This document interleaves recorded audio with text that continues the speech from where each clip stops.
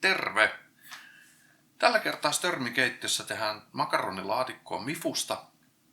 Ja mun omat Mifu-kokemukset on laskettavissa yhdellä sormella.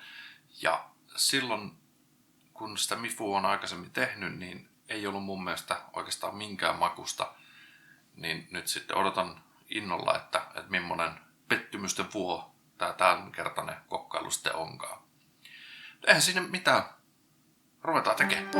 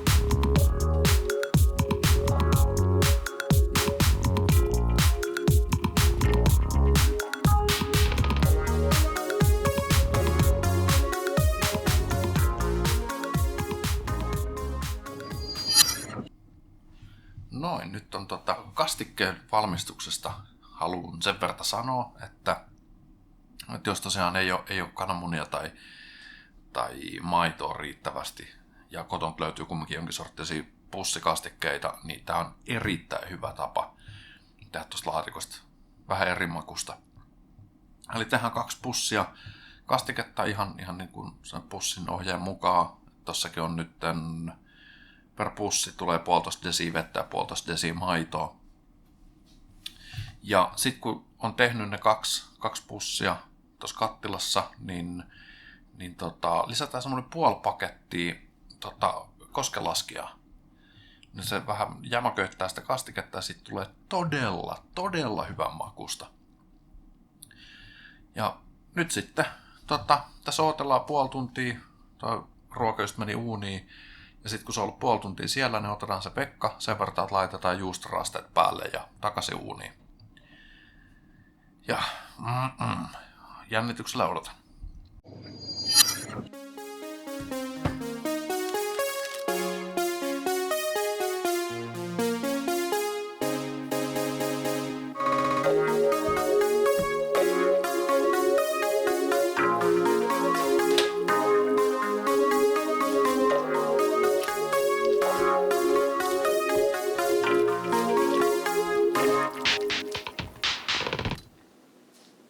Jes, ja nyt sitten maistellaan, että kuinka mauttomaksi Mifu jää.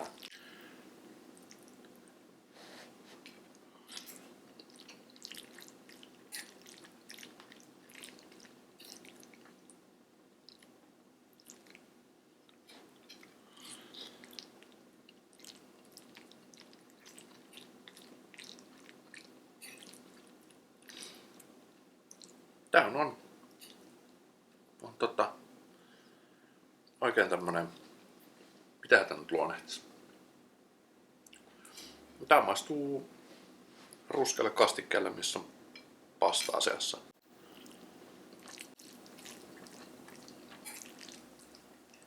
Nyt sillä on oikein onnistunut. Mutta edelleenkään ei mifu maistu yhtään millekään.